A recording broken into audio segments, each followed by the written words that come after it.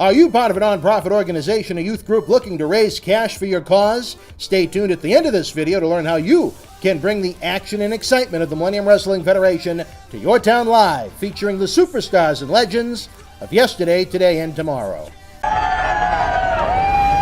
This is Mick Foley. This is Harley Race. This is Shelton Benjamin. This is Mr. Wonderful Paul Orndorff. This is the Monster Abyss. And this is Daniel Bryan. This is JBL, and you're watching the MWF. Be there live.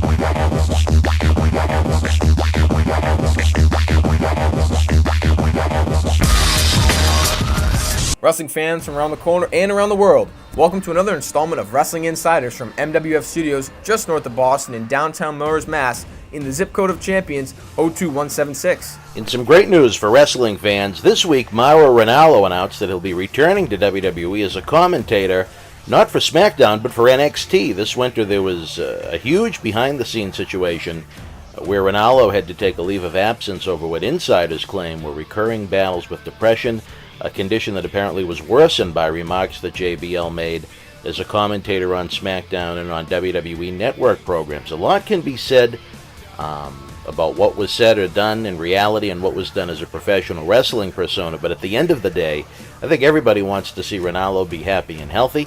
He's an excellent commentator that can enhance a wrestling product and is by far the best voice WWE has had calling matches since Jim Ross was banished from weekly television several years ago. Recently, John Cena Sr. and I had a chance to discuss and debate the Ranallo situation, along with the social media backlash John Layfield faced as a result. Recently, John Cena Sr. and I had a chance to discuss and debate the Ranallo situation, along with the social media backlash John Layfield faced as a result, where Ranallo is in the news again.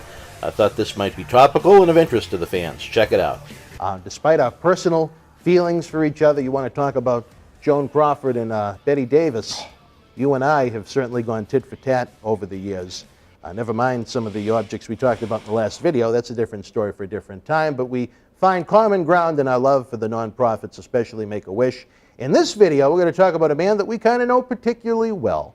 An incident that's got a lot of fans talking, some that I think base their opinion off of wrestling online reporters. We're talking about the situation between Mauro Ranallo and John Bradshaw Layfield. Now, JBL, you two certainly had your incidents over the years here in the MWF. You battled over the ownership of the Uprising, but certainly this has been a serious situation. Mauro Ranallo has left WWE, the voice of the SmackDown television program. I don't know if you want to say it was exactly leaked, but it was reported online that Mauro Ranallo, who suffers from bipolar depression, went into a severe episode of it before WrestleMania that was apparently enhanced by comments that John Layfield made on SmackDown because Mauro missed an episode of TV due to the snowstorm. Isn't it funny that the gentleman you refer to also made a statement, if you read the dirt sheets, that said, I've parted ways with WWE, and it has nothing to do with JBL. You know what? That was after a settlement was reached. But you know, I don't even know about settlements. I don't care about settlements. The name of the game is very simple. Private needs to stay private. You've got two sides to the story. I haven't heard both sides. I'm no judge and I'm no jury. All I know is there's your side, there's my side, and there's the truth. And all I'm going to say is this.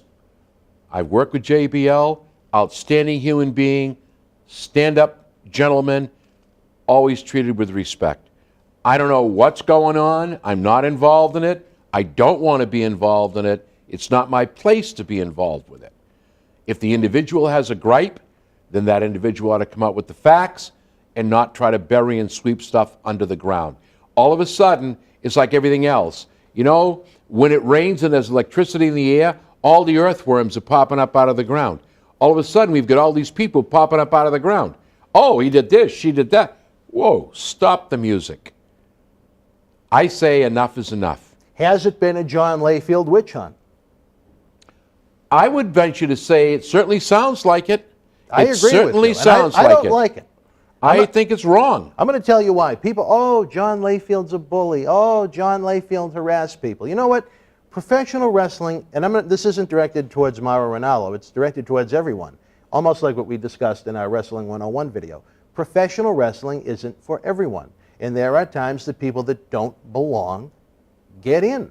Undertaker has always been respected as a man that led the locker room, and at times there were people he used to have to enforce certain rules and ways of life in WWE for their wrestlers. You know what? I know we did a great interview with Bob Hawley. Bob Hawley, Ron Simmons, John Layfield. Some guys would classify them as bullies. Some would look at them as people that wanted to have guidelines in that locker room. The only thing I can say is this.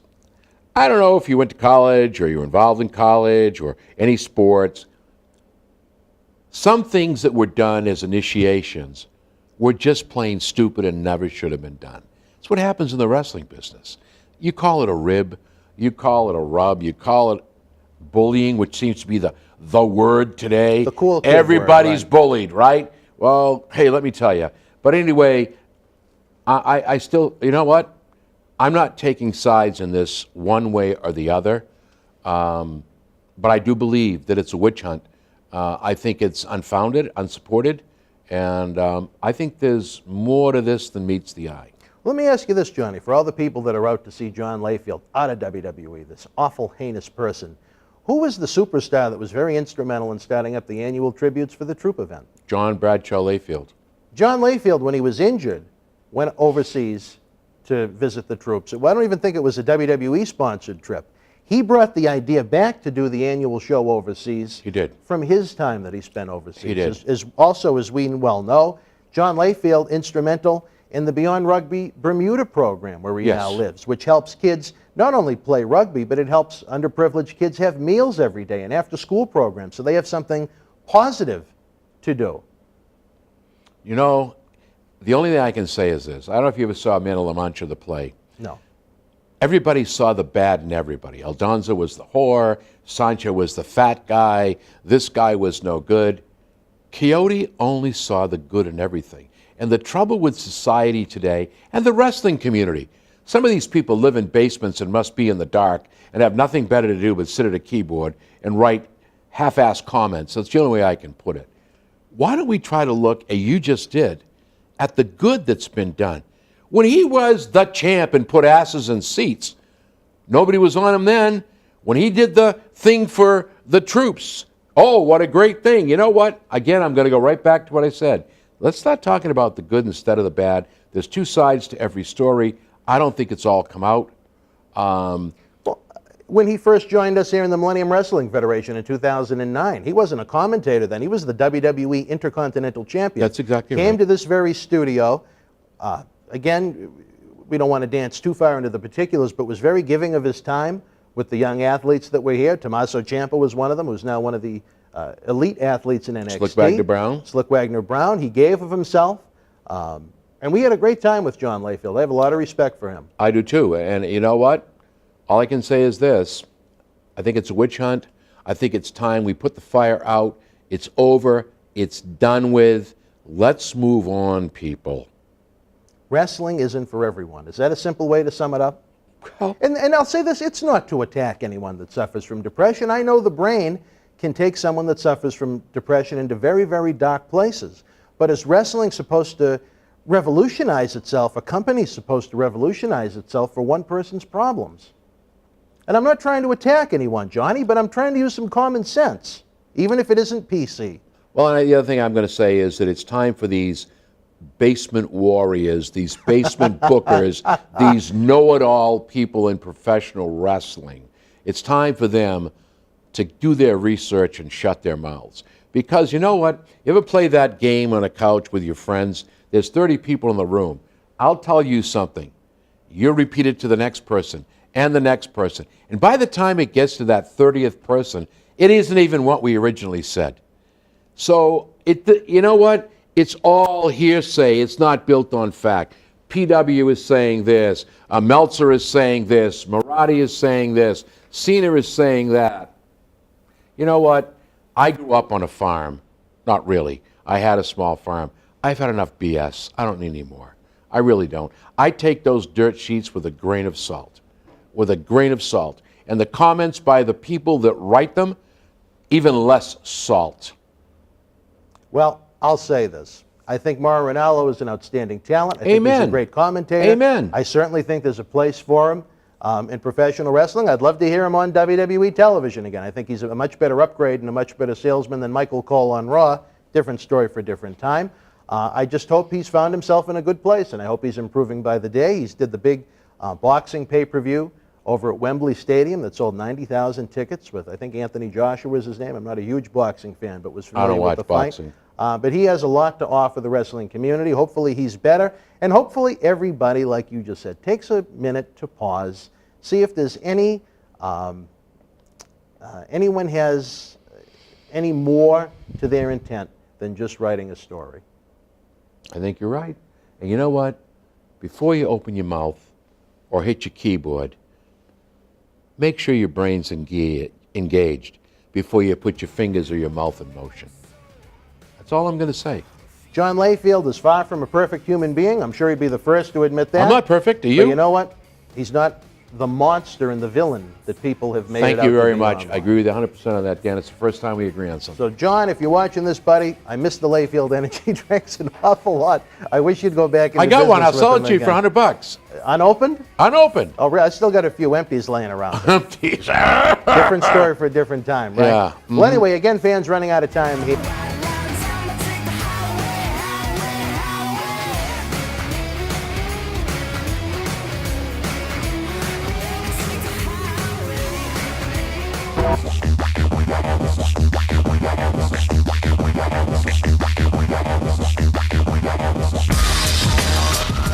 The Millennium Wrestling Federation's 15th anniversary tour begins this fall and rolls into 2017 throughout New England, down the East Coast, and into the Carolinas. If your nonprofit organization is looking for an interactive, turnkey experience while putting the fun into fundraising, you've met the perfect tag team partner. MWF offers a variety of packages for groups of almost any size, from our live events at the Boston Garden, the Kowloon Entertainment Dining Complex, and the legendary Suffolk Downs, to high school gyms and function halls. We've presented live events everywhere. Since 2001, the MWF's mission has been simple: keep the kids off the streets. Under the leadership of President Dr. David Reese, we bring the superstars of yesterday, today, and tomorrow to your town, not for a quote-unquote wrestling show, but an event that features action-packed in-ring wrestling, autograph and pose photo opportunities, question and answer sessions, and much more. It is the best of sports and entertainment. The week of your event, we can add on to the endeavor with anti-bullying campaigns, library meet and reads, youth sport concussion seminars, and more. Our live events are fit for fans of every age, from 5 to 95. This fall, as part of our new Kids Club program, we offer live event experiences exclusively for the youngest of fans. On the flip side, we can also produce a tailor-made event for fans of an older demographic as well. We work with you every single step of the way to get the word out to fans near and far, on our local television offerings, and to over 50,000 fans and growing on our social media platform. Your success is our success. If your group has had enough of boring candy bar and wrapping paper sales and has the energy to team with our passionate fan base, bringing the MWF experience to your community is the answer to put smiles on faces while raising cash for your cause. Contact us today to get the ball rolling for your custom-made event that you want to bring back year after year. Don't just take it from us. Here are folks we've teamed with in the past.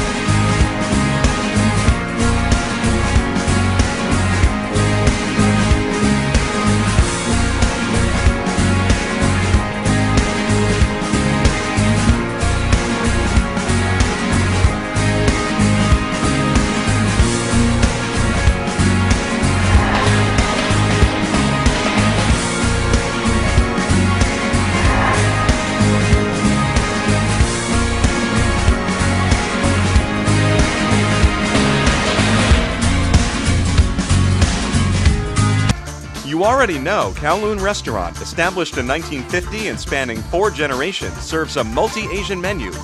Did you also know that Kowloon Restaurant is New England's premier Asian dining and entertainment complex, serving Cantonese, Szechuan, Thai, and Polynesian cuisine? And did you know that Kowloon Restaurant is also the home of the finest Japanese sushi? If you haven't dined at Kowloon Restaurant lately, then you simply haven't dined at Kowloon. Kowloon Restaurant, Route 1 North in Saugus.